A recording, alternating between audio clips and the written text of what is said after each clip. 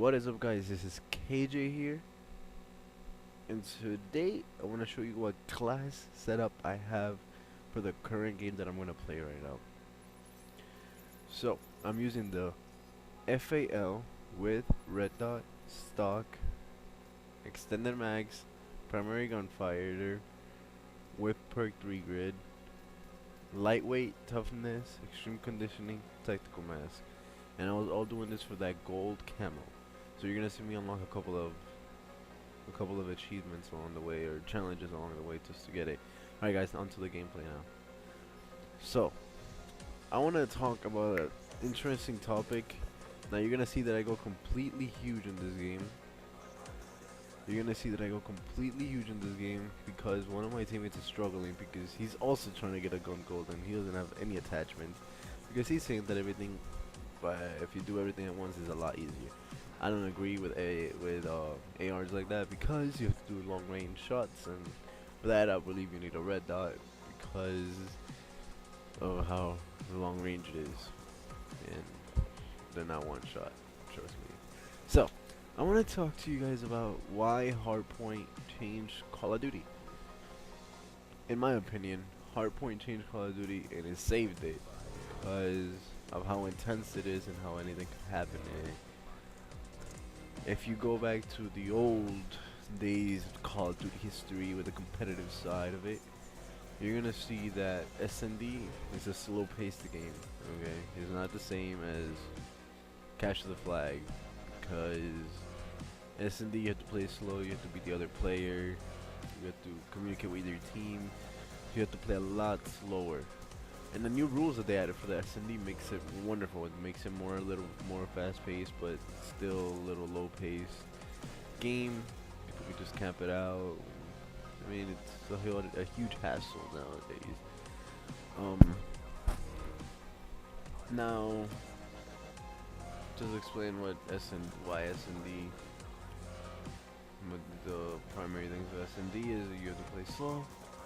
And you might be wondering why I killed that player, why he's AFK, because he's making everybody spawn in the back info, and that wasn't good for my team, since we were all struggling. Well, I wasn't struggling, my team was. And I'm gonna talk about Capture the Flag. Capture the Flag isn't that entertaining either, because of how it is, because you can get one camp, and then just get your whole team to camp for the rest of the game. And now either the team breaks it or the team doesn't. And the team breaks it, the game becomes interesting. Most of the time they don't break because they have a good setup. And that's why S&D, I believe, they Capture the Flag and S&D is what, they're not really that fast-paced games. Sometimes they are. Don't get me wrong. Sometimes they are. Sometimes they aren't. And I believe that is a problem. You just told me to get a 3-piece, and that was a sweet C 3-piece right there as well.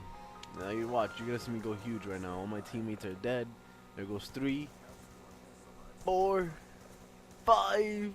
Oh Lord, 6. I choked that last kill, and that was all trigger finger, baby. All right, so in total, I think it was like 7, 8, 9, 10 kills in just that little push. And I have all my score streaks because I pushed into the middle side, killed 3 people, went around, killed the rest. Alright, so back to what I was saying. HardPoint is different now.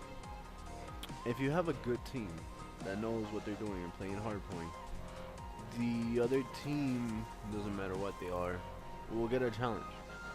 It's all about defeating the first hardpoint, second hardpoint, third hardpoint, fourth hardpoint.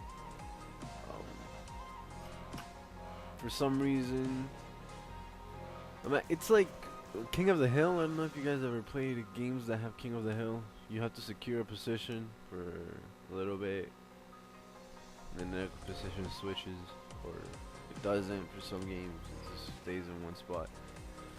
But in here, excuse me. But in here, it switches every 60 seconds.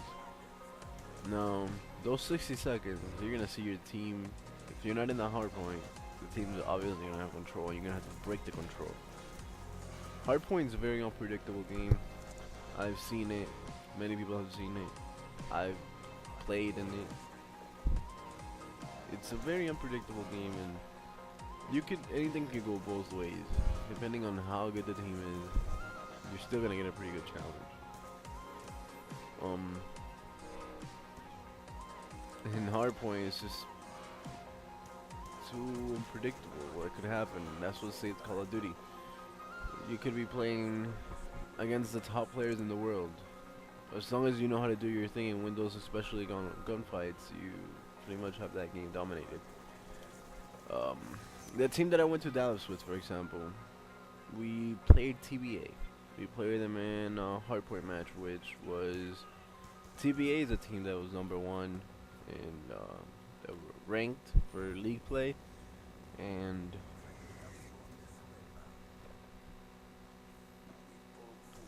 we played them in league play match.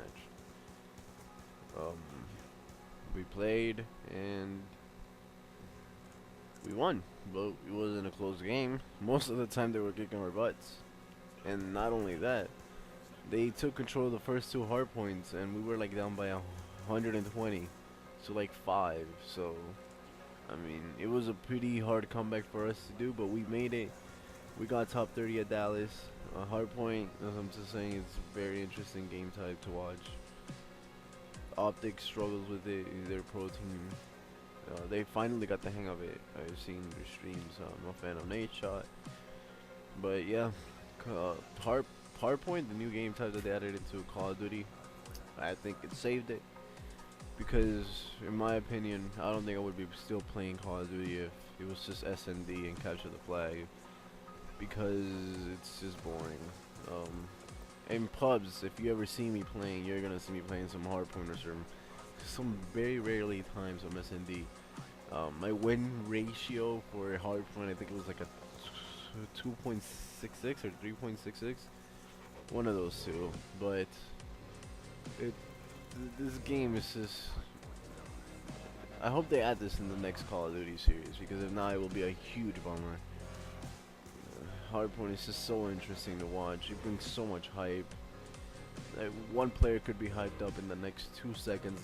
The whole game could just change for the better, for the worse. Anything could happen in Call of Duty now with the new HardPoint implemented match.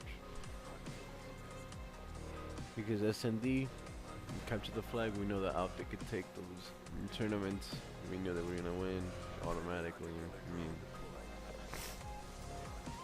all the new rules kind of just saved Call of Duty as well for Search and Destroy and capture the flag. How you need to, if the first side you get, let's say 5 flags, second side you don't get any flags, in total you have 5 flags, but the other team kept 6 flags second, they won. But if it's 5-5, they go to overtime. Overtime is by capture limit. You capture the time in the fastest time, you win the game. For me, that's now interesting to watch because of the new rule set. It's very interesting to watch for me.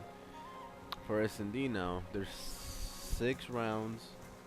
Each of them is like 1 minute and 30 seconds, and they're trying to speed it up, but you also have to play it slow at the same time. So, I mean, it's very different. Everything's new. I like it. A lot of new teams have to get adjusted, especially as they're making new patches. They're weakening guns, and as you can see, my FAL, as long as you have a good trigger finger, it's very, very powerful. And anything could happen in a game while you're playing pubs, league play, and a LAN. I just think HardPoint saves the day. It's very interesting. I think for a lot of people that watch streams, they agree that HardPoint can be very entertaining to watch because anything could happen. Now this game is about to come to a close, and you can see that we won, but we were struggling throughout the whole game. I wasn't, but my team was. I was the only one past 40 kills, but everybody else didn't. So yeah, guys, thanks for watching. Peace.